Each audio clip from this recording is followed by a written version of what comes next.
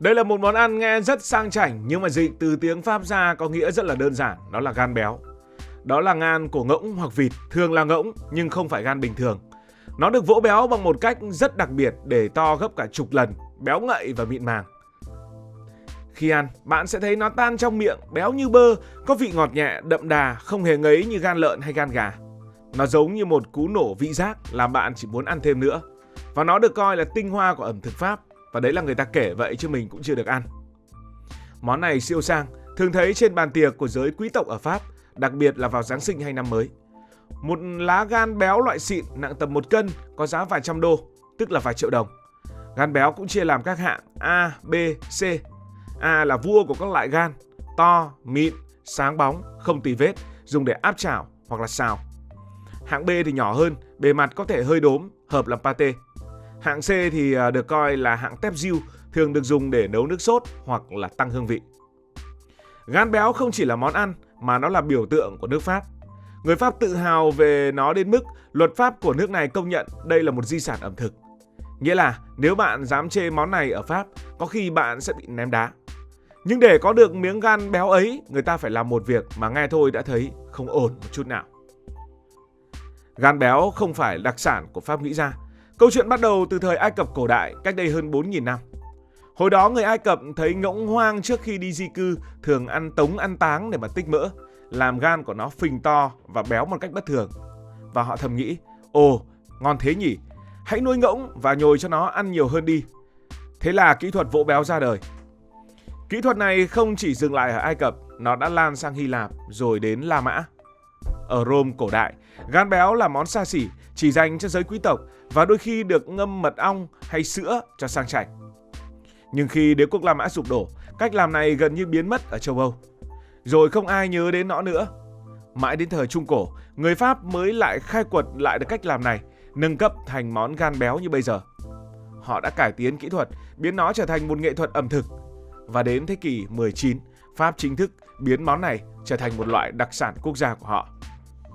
Hiện nay thì Pháp làm ra khoảng 75% gan béo của cả thế giới, với hàng ngàn tấn tiêu thụ mỗi năm. Ở Pháp, gan béo không chỉ là món ăn, mà nó là cả một niềm tự hào dân tộc.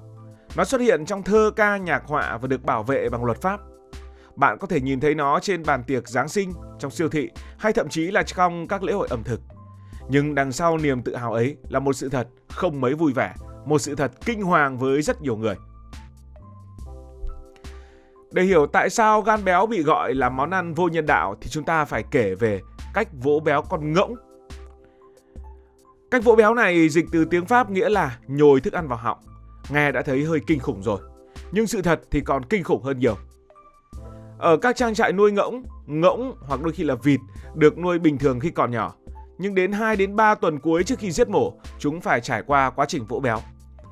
Người ta sẽ dùng một cái ống dài nối với máy bơm nhét thẳng vào cổ họng con ngỗng để mà bơm thức ăn, thường là ngô luộc hoặc hỗn hợp ngũ cốc, và những thứ này được tống thẳng xuống dạ dày của con ngỗng. Mỗi ngày chúng sẽ bị nhồi từ 2 đến 3 lần với lượng thức ăn tương đương từ 20 cho đến 30% trọng lượng cơ thể. Nghĩa là ví dụ một con ngỗng nặng 5 cân có thể bị bơm từ 1 cho đến 1,5 cân thức ăn mỗi ngày. Kết quả là gan của con ngỗng sẽ phình to từ 6 cho đến 10 lần bình thường và đầy mỡ. Bạn cứ nghĩ thử mà xem, bị một cái ống nhét vào họng bơm cả đống thức ăn vào bụng trong vài giây thì cảm giác sẽ như thế nào? Đau đớn, stress và đôi khi nguy hiểm dẫn đến tử vong.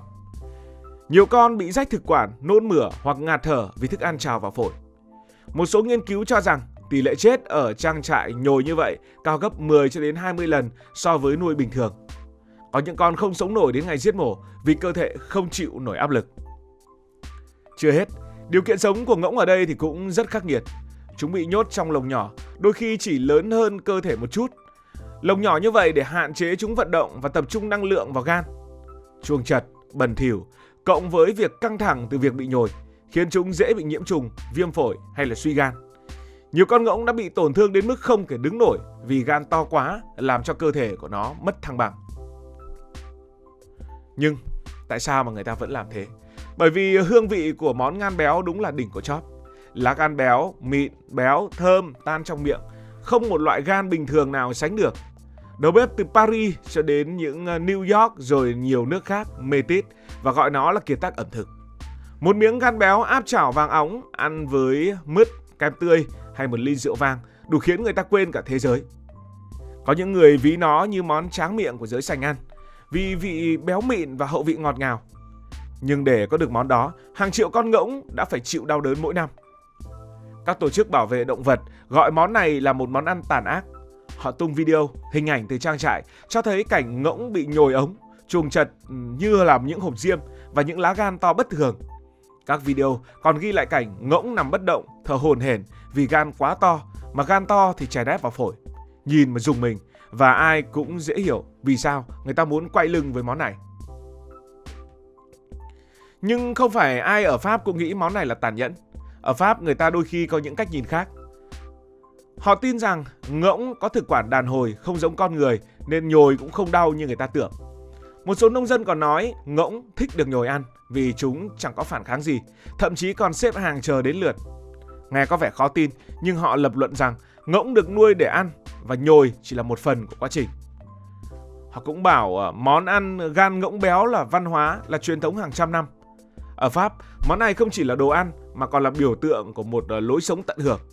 Chỉ trích món gan ngỗng chẳng khác nào chỉ trích cả dân tộc Pháp.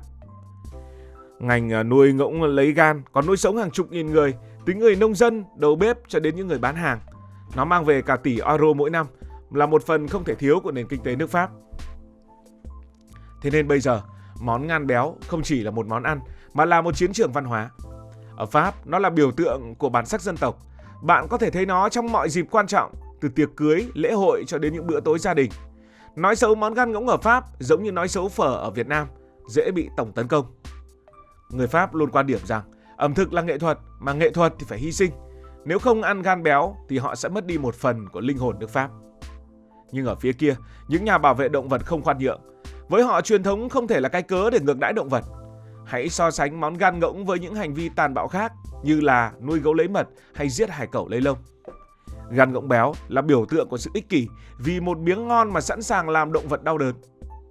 Câu hỏi được đặt ra là nếu bạn biết con ngỗng phải chịu đau đớn thế nào thì bạn có muốn ăn hay không? Cuộc chiến này thì không chỉ dừng lại ở lời nói. Nhiều quốc gia đã cấm sản xuất gan ngỗng béo vì lý do nhân đạo, bao gồm có Ấn Độ, Áo, Cộng hòa Séc, Đan Mạch, Thụy Điển, Thụy Sĩ, Đức, Anh và ở California tại nước Mỹ. Ấn Độ còn cấm cả nhập khẩu, nghĩa là gan béo đồng nghĩa với bất hợp pháp hoàn toàn ở đó. Những lệnh cấm này thường đến sau các chiến dịch của các nhóm bảo vệ động vật với hình ảnh và video từ trang trại làm người dân cảm thấy rất sốc. Nhưng cấm sản xuất không có nghĩa là cấm ăn. Ở nhiều nơi, gan béo vẫn được nhập về và bán, tạo ra một nghịch lý. Bạn có thể chén món này mà chẳng cần biết nó đến từ đâu. Trước áp lực công chúng, một số nhà sản xuất đã nghĩ ra món gan béo nhân đạo, hay còn gọi là gan béo có đạo đức. Thay vì nhồi ăn, họ nuôi ngỗng tự nhiên để chúng tự ăn nhiều trước khi di cư. Lúc này, ngỗng sẽ tích mỡ bình thường, làm gan béo mà không cần phải nhồi. Nghe lý tưởng nhưng thực tế thì không hề đơn giản.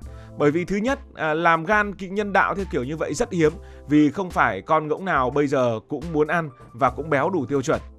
Và thứ hai, vì nó ít nên giá nó rất là đắt, có thể lên đến vài ngàn đô la Mỹ, gấp đôi hoặc gấp 3 loại bình thường. Và thứ ba, nhóm bảo vệ động vật vẫn không ủng hộ. Họ bảo dù không nhồi ăn, giết ngỗng lấy gan thì vẫn là khai thác và cũng chẳng nhân đạo gì. Cảm ơn vì đã quan tâm theo dõi câu chuyện này. Còn ý kiến của bạn về câu chuyện này như thế nào? Mình không phán xét bởi vì mỗi người đều có một góc nhìn riêng. Có người bảo ẩm thực là nghệ thuật thì khác biệt, nghệ thuật là hy sinh. Nếu không ăn gan béo thì sẽ bỏ lỡ một phần của cuộc sống. Có người lại nói không ăn món này thì ăn món khác và không nên ăn món nào mà để một con vật chịu đau đớn như vậy. Cảm ơn vì đã quan tâm theo dõi câu chuyện này. Nếu cảm thấy thú vị, bạn có thể nhấn nút đăng ký kênh, bật chuông thông báo và chia sẻ. Còn bây giờ thì xin được nói lời chào tạm biệt.